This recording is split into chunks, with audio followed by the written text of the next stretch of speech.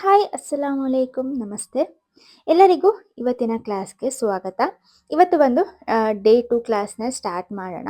ಇದರಲ್ಲಿ ನಾನು ಬೇಸಿಕ್ ಆಗಿ ಮೆಹಂದಿಯಲ್ಲಿ ಯಾವ್ಯಾವ ನಾವು ಎಲಿಮೆಂಟ್ಸ್ ಯಾವ್ಯಾವ ಡಿಸೈನ್ನ ನಾವು ಯೂಸ್ ಮಾಡ್ತೀವಿ ಅಂತ ಇವತ್ತಿನ ಕ್ಲಾಸಲ್ಲಿ ನಾನು ನಿಮಗೆ ಎಕ್ಸ್ಪ್ಲೈನ್ ಆಗಿ ಹೇಳ್ಕೊಡ್ತೀನಿ. ಸೊ ಇದನ್ನು ನೀವು ನೆನ್ಪಿಟ್ಕೊಂಡ್ರೆ ನೀವು ಯಾವ್ದು ಡಿಸೈನ್ ಬೇಕಾದರೂ ನೀವು ಏನು ಬಿಡಿಸ್ಕೋಬೋದು, ಅಂದರೆ ಬಿಡಿಸ್ಬೋದು, ಕಲಿಬೋದು. ಸೊ ನೋಡೋಣ ಬನ್ನಿ ಯಾವ್ಯಾವ ಡಿಸೈನ್ ಇದೆ ಅಂತ. ಸೊ ಮೊದಲನೇದಾಗಿ ನಾನು ನಿನ್ನೆ ಕ್ಲಾಸಲ್ಲಿ ಹೇಳಿದ್ದೀನಿ, ಲೈನ್ಸ್ ಬಗ್ಗೆ ತುಂಬ ಡೀಟೇಲ್ ಆಗಿ ಹೇಳ್ಕೊಟ್ಟಿದ್ದೀನಿ. ಮೊದಲನೇದಾಗಿ ಲೈನ್ಸ್. ಬನ್ನಿ ಲೈನ್ಸ್ನ ಯಾವ ರೀತಿ ಡ್ರಾ ಮಾಡೋದನ್ನು ನಾನು ಇನ್ನೊಂದ್ಸಲಿ ಹೇಳ್ಕೊಡ್ತೀನಿ. ಸೊ ಈ ರೀತಿ ನೋಡ್ಬೋದು, ಒಂದೇ ಪ್ರೆಷರಲ್ಲಿ ಪ್ರೆಸ್ ಮಾಡಿ ಈ ರೀತಿ ಸ್ವಲ್ಪ ಮೇಲೆ ಎತ್ತಿ ಈ ರೀತಿ ಒಂದು ಲೈನ್ನ ಡ್ರಾ ಮಾಡಬೇಕು. ಸೊ ಅಗೇನ್ ಇನ್ನೊಂದು ಲೈನ್ನ ಡ್ರಾ ಮಾಡ್ತಾ ಇದ್ದೀನಿ. ಸೊ ಒಂದೇ ಪ್ರೆಷರ್. ಸೊ ನೋಡ್ಬೋದು ನನ್ನ ಕೈನ ಅಬ್ಸರ್ವ್ ಮಾಡಿ ಯಾವ ರೀತಿ ನಾನು ಪ್ರೆಸ್ ಮಾಡ್ತಾ ಇದ್ದೀನಿ ಅಂತ. ಸೊ ಒಂದೇ ಪ್ರೆಷರಲ್ಲಿ ನೀವು ಪ್ರೆಸ್ ಮಾಡ್ತಾ ಈ ಥರ ಲೈನ್ನ ಹಾಕೋಬೇಕಾಗತ್ತೆ. ಸೊ ಆವಾಗ ನಿಮಗೆ ಫಿನಿಶಿಂಗ್ ಆಗಿ ಒಂದು ಸಿಂಗಲ್ ಲೈನ್ ಕರೆಕ್ಟಾಗಿ ಸಿಗುತ್ತೆ. ಸೊ ಅದಾದ್ಮೇಲೆ ಬಂದು ಹಂಪ್ಸ್. ಹಂಪ್ಸ್ ಅನ್ನೋದು ತುಂಬ ಇಂಪಾರ್ಟೆಂಟ್ ಆಗುತ್ತೆ ನಮಗೆ ಮೆಹಂದಿ ಡಿಸೈನಲ್ಲಿ. ಹಂಪ್ಸ್ ಹಾಕೋದು ಬಂದು ಒಂದು ಲೈನ್ ಹಾಕಿ, ಇದಕ್ಕೆ ತುಂಬ ಹೆಸರಿಂದನೂ ಹೇಳ್ತಾರೆ, ಸ್ಕ್ಯಾಲಫ್ ಅಂತಲೂ ಹೇಳ್ತಾರೆ. ನಾನು ನಿಮಗೆ ಸುಲಭವಾಗಿ ಅರ್ಥ ಆಗೋ ರೀತಿಯಲ್ಲಿ ಹಂಪ್ಸ್ ಅಂತ ಹೇಳಿ ನಾನಿಲ್ಲಿ ಯೂಸ್ ಮಾಡ್ತಾ ಇದ್ದೀನಿ.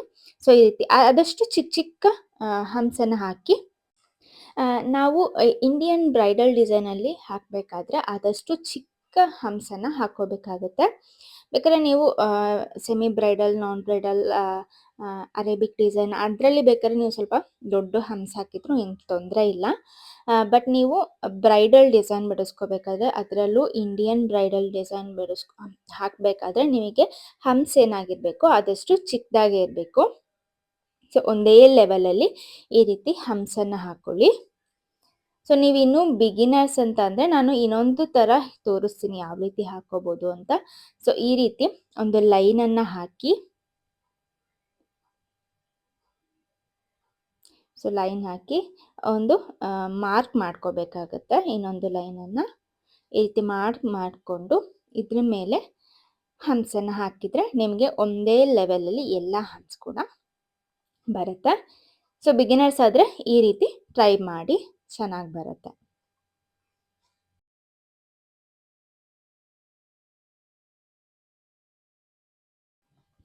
ಹಾಗೆಯೇ ನೆಕ್ಸ್ಟ್ ಬರೋವಂಥದ್ದು ಡಾಟ್ಸ್. ಇದು ಕೂಡ ನಾನು ನೆನ್ನೆ ಕ್ಲಾಸಲ್ಲಿ ಹೇಳ್ಕೊಟ್ಟಿದ್ದೀನಿ, ಜಾಸ್ತಿ ಎಕ್ಸ್ಪ್ಲೈನ್ ಮಾಡೋದಕ್ಕೆ ಹೋಗೋದಿಲ್ಲ. ಸೊ ಈ ರೀತಿ ಡಾಟ್ಸನ್ನು ಇಟ್ಕೊಂಡಿದ್ದೀನಿ. ಸೊ ನೀವು ಬೇಕಾದರೆ ಲಾಸ್ಟ್ ವಿಡಿಯೋ ಚೆಕ್ ಮಾಡ್ಬೋದು. ನಂದು ಫಸ್ಟ್ ಕ್ಲಾಸ್ 1 ನಾನು ಎಕ್ಸ್ಪ್ಲೈನ್ ಆಗಿ ಬೇಸಿಕಲಿ ನಾವು ಲೈನ್ಸನ್ನು ಯಾವ ರೀತಿ ಡ್ರಾ ಮಾಡಬೇಕು ಅಂತ ಎಲ್ಲ ಹೇಳ್ಕೊಟ್ಟಿದ್ದೀನಿ, ಅದನ್ನು ನೀವು ಚೆಕ್ ಮಾಡ್ಕೋಬೋದು. ಸೊ ನೆಕ್ಸ್ಟ್ ಬಂದು ಡಾಟ್ಸ್ ಮತ್ತು ಲೈನ್ಸ್. ಡಾಟ್ಸ್ ಲೈನ್ಸ್ಗೆ ಫಸ್ಟ್ ಒಂದು ಲೈನ್ ಹಾಕಿ ಅದ್ರ ಮೇಲೆ ಈ ರೀತಿ ಒಂದೊಂದು ಡಾಟನ್ನು ಇಡೋವಂಥದ್ದು. ಆದಷ್ಟು ಸ್ವಲ್ಪ ದೂರ ದೂರ ಇಟ್ಕೊಳ್ಳಿ. ಅದು 2 ಡಾಟ್ಸ್ ಏನಿದೆ ಮರ್ಜ್ ಆಗಬಾರ್ದು. ಸೊ ಅಷ್ಟು ಗ್ಯಾಪ್ ಆದರೂ ಇರಬೇಕಾಗತ್ತೆ. ಸೊ ಈ ರೀತಿ ಲೈನ್ ಮತ್ತು ಡಾಟ್ಸ್ ಆಯಿತು. ಅದಾದಮೇಲೆ ನೆಕ್ಸ್ಟ್ ಬರೋದು ಸ್ಪೈರಲ್. ಸ್ಪೈರಲ್ ಕೂಡ ನಮಗೆ ಮೆಹಂದಿ ಡಿಸೈನಲ್ಲಿ ಬೇಸಿಕಲಿ ತುಂಬ ಇಂಪಾರ್ಟೆಂಟ್ ಆಗಿ ಬೇಕಾಗುತ್ತೆ. ಸೊ ಇದನ್ನು ಕೂಡ ನೀವು ತುಂಬ ಚೆನ್ನಾಗಿ ಪ್ರಾಕ್ಟೀಸ್ ಮಾಡ್ಕೋಬೇಕಾಗ್ತದೆ. ಒಂದು ಸರ್ಕಲ್ ಹಾಕಿ ಅದನ್ನು ಈ ರೀತಿ ಮಾಡ್ಕೋಬೇಕು. ಸೊ ಇಷ್ಟು ಸಿಂಪಲಾಗಿ ಮಾಡ್ಕೋಬೋದು, ಬಟ್ ಪ್ರಾಕ್ಟೀಸ್ ಇರಬೇಕಾಗುತ್ತೆ.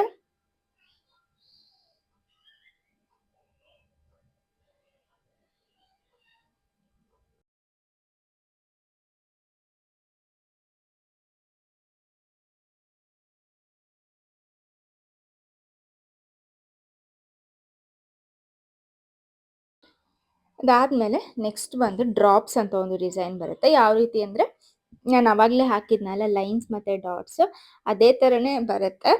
ಬಟ್ ನಾವು ಇದನ್ನು ಲೈನ್ ಹಾಕಿ ಡಾಟ್ಸ್ ಹಾಕೋದಿಲ್ಲ. ಸೊ ಈ ರೀತಿ ಒಂದು ಡಾಟ್ ಹಾಕಿ ಅದನ್ನೇ ಕಂಟಿನ್ಯೂ ಮಾಡಿಕೊಂಡು ಈ ರೀತಿ ಡಾಟ್ ಡಾಟ್ ಹಾಕಿ ಡಿಸೈನನ್ನು ಹಾಕುವಂಥದ್ದು. ಇದು ಬಂದು ಡ್ರಾಪ್ಸ್. ಈ ರೀತಿ ಕೂಡ ನೀವು ಹಾಕೋಬೋದು.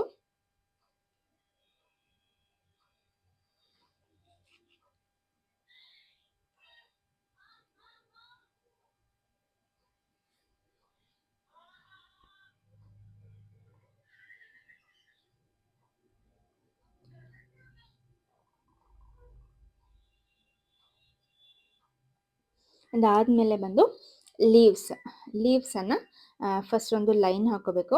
ಸಿಂಗಲ್ ಲೈನ್ ಆದರೂ ಹಾಕೋಬೋದು ಅಥವಾ ಡಬಲ್ ಲೈನ್ ಕೂಡ ನೀವು ಹಾಕ್ಕೊಂಡು ಲೀವ್ಸನ್ನು ಹಾಕೋಬೋದು. ಸೊ ನಾನಿಲ್ಲಿ ಸಿಂಗಲ್ ಲೈನಲ್ಲೇ ತೋರಿಸ್ತಾ ಇದ್ದೀನಿ.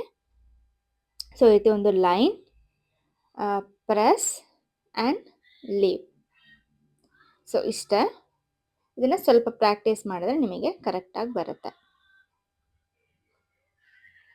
ಸೊ ಪ್ರೆಸ್ ಮಾಡಿ ಹಾಗೆ ಲೀವ್. ಸ್ವಲ್ಪ ಈ ರೀತಿ ಅದನ್ನು ನೀವೇನು ಪ್ರೆಸ್ ಮಾಡಿರ್ತೀರ ಅದನ್ನು ಸ್ವಲ್ಪ ಈ ರೀತಿ ಮುಂದೆ ಮಾಡಬೇಕಷ್ಟೆ, ಅಷ್ಟೇ.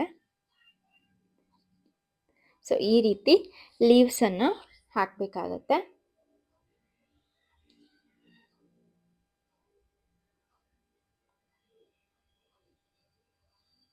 ಸೊ ಇಲ್ಲಿ ಲೀವ್ಸ್ ಮುಗೀತು. ಅದಾದಮೇಲೆ ಬಂದು ಹಮ್ಸ್ ಮತ್ತು ಡಾಟ್ಸ್. ನಾನು ಮೇಲೆ ತೋರಿಸಿದ್ನಲ್ಲ ಹಮ್ಸ್, ಅದಕ್ಕೆ ಡಾಟ್ಸನ್ನು ಯಾವ ರೀತಿ ಇಡೋದು ಅಂತ ನಾನು ಇದರಲ್ಲಿ ತೋರಿಸ್ತಾ ಇದ್ದೀನಿ. ಸೊ ಒಂದು ಲೈನ್ ಹಾಕಿ ನೆಕ್ಸ್ಟ್ ಬಂದು ಹಮ್ಸನ್ನು ಹಾಕ್ಕೋಬೇಕಾಗತ್ತೆ.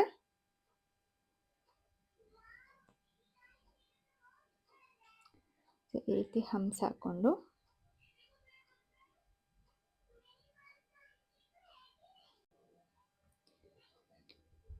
ಅದ್ರ ಮೇಲೆ ಡಾಟ್ಸನ್ನು ಇಟ್ಕೋಬೇಕಾಗುತ್ತೆ. ಮೇಲೆ ನಾನು ತೋರಿಸಿದ್ನಲ್ಲ ಅದೇ ಥರ ನಾವು ಲೈನ್ಸ್ ಮೇಲೆ ಡಾಟ್ಸ್ ಇಟ್ಕೊಂಡು, ಸೊ ಇಲ್ಲಿ ಹಮ್ಸ್ ಮೇಲೆ ಡಾಟ್ಸ್ ಇಡುವಂಥದ್ದು. ಸೊ ನೆಕ್ಸ್ಟ್ ಬಂದು ಸ್ಪೈರಲ್ ಪ್ಲಸ್ ಹಮ್ಸ್ ಆ್ಯಂಡ್ ಲೀವ್ಸ್, ಇದು ಮೂರನ್ನು ಸೇರಿಸಿ ಒಂದು ಡಿಸೈನ್ ಮಾಡೋಣ. ಫಸ್ಟ್ ಬಂದು ಸ್ಪೈರಲ್ ಹಾಕ್ಕೋಬೇಕು.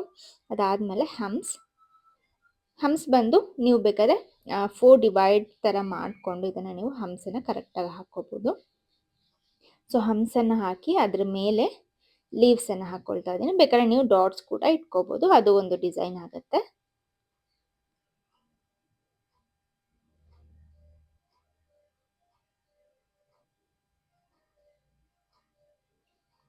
ಸೊ ನೆಕ್ಸ್ಟ್ ಬಂದು ಇನ್ವರ್ಸ್ ವೈನ್ಸ್ ಅಂತ, ಈ ಥರ ಒಂದು 2 ಲೈನ್ಸನ್ನು ಹಾಕಿ ಒಂದು ಬಾಕ್ಸ್ನ ಕ್ರಿಯೇಟ್ ಮಾಡ್ಕೋಬೇಕು.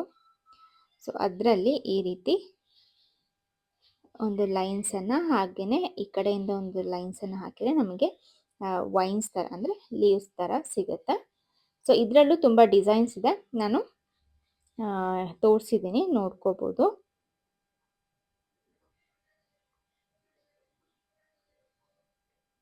ಸೊ ಈ ಡಿಸೈನ್ ಎಲ್ಲ ತುಂಬ ಇಂಪಾರ್ಟೆಂಟ್ ಆಗುತ್ತೆ.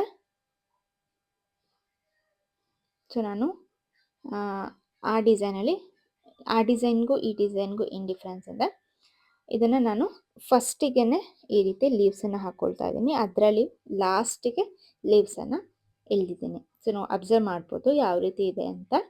ಸೊ ಇದು ಒಂದು ಡಿಸೈನ್. ಅದಾದಮೇಲೆ ಸೇಮ್ ಅದೇ ಡಿಸೈನಲ್ಲಿ ಇನ್ವರ್ಸಲ್ಲೇ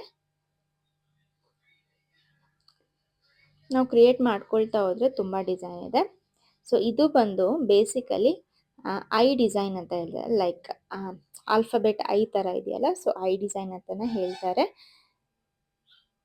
ಸೊ ಈ ರೀತಿಯ ಒಂದು ಡಿಸೈನ್ನ ಕ್ರಿಯೇಟ್ ಮಾಡ್ಕೋಬೋದು. ಸೊ ಇವತ್ತಿನ ಕ್ಲಾಸ್ ನಿಮಗೆ ಹೆಲ್ಪ್ಫುಲ್ ಆಯಿತು ಅಂತ ಅಂದ್ಕೊಳ್ತೀನಿ.